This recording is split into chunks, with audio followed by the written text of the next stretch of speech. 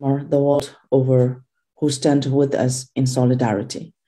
I address you today as the Minister of Foreign Affairs of the Republic of the Union of Myanmar on behalf of the National Unity Government and as a parliamentarian elected to office by the express will of the people.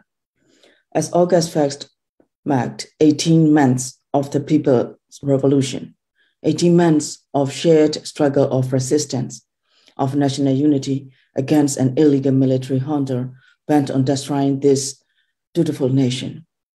The darkest days are upon us: war, poverty, terrorism, economic devastation. These are the hallmarks of Mail Online and the junta. And now, in its ever-escalating embrace of atrocities, we grieve the executions of political prisoners.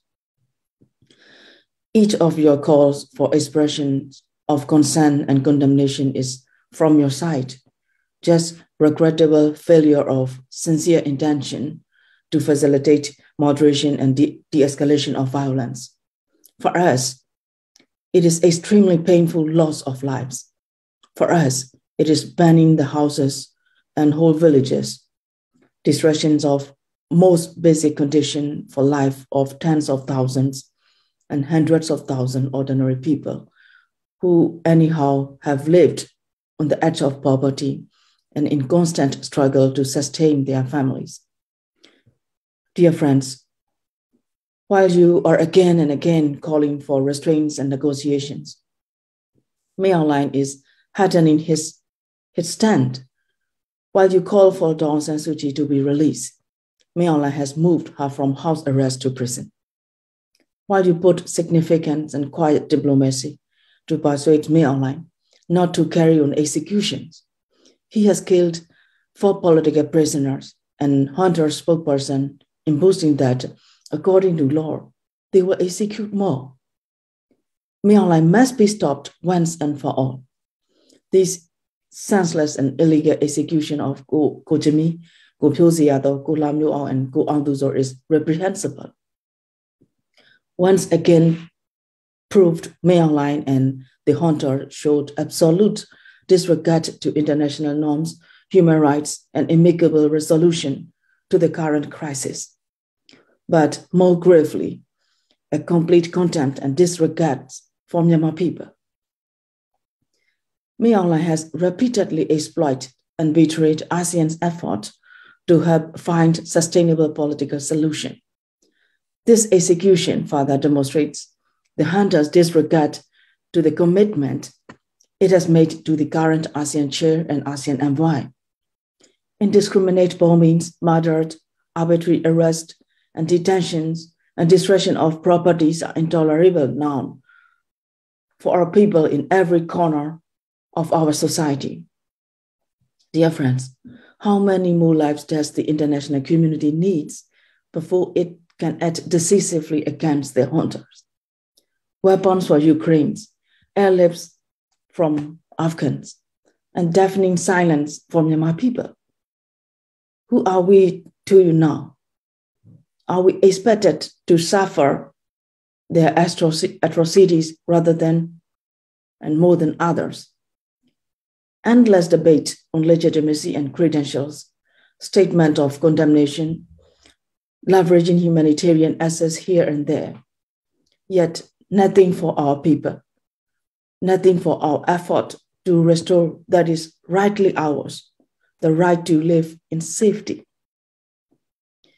4 of our brothers murdered for their commitment to a free and democratic Myanmar. 41 political prisoners announced for executions. Who will be next?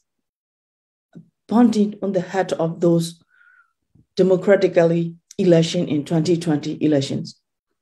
Who dare to serve our people in health, education, humanitarian response, protection of women and girls? All the while I have respected every request to me to keep meeting secret, to be patient, to be grateful for your attention. All the while I want to scream, help, help our people. Our people need your help.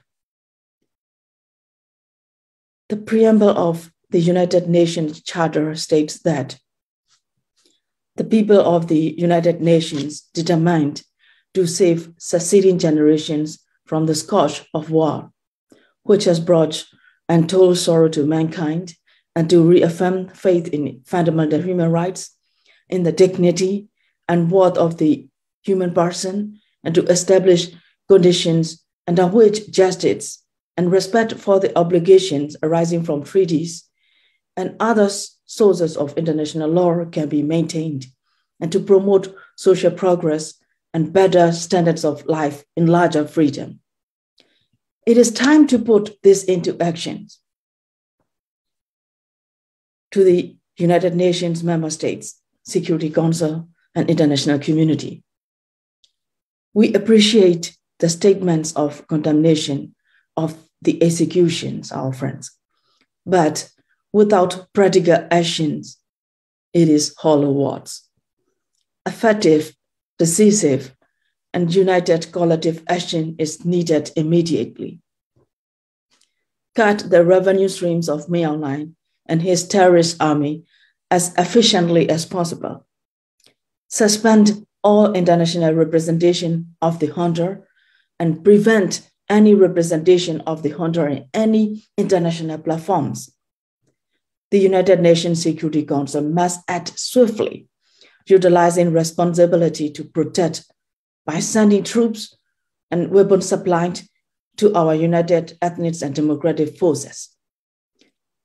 Lastly, immediately recognize the National Unity Government as the government of Myanmar and afford us the same right and dignity of all other democratically elected governments in the world today.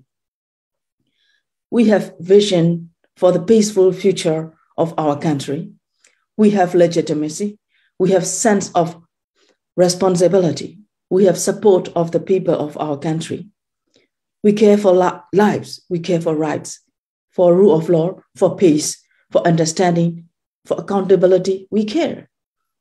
Start by talking with us instead of either creepily engaging and legitimizing junta or issuing ineffective statements of regret.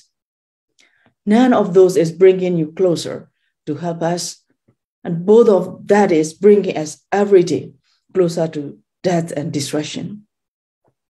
As our people died in every day in the IDP camps and in their homes, and people defense forces trying to protect themselves, we compel international partners to exhaust all possible political and diplomatic means to help realize our yearning for safety, stability, peace, and freedom from the junta's dictatorial rule. As I close, I assure you with full voice that the people of Myanmar shall prevail. Peace and justice shall prevail. And we will restore Myanmar to its place among the vanguard of democracies. Our unshakable faith in our revolution carries at its core a commitment to our international obligations and our commitment to development, peace, and stability, to our neighboring countries, to our regions, and to the world. I thank you.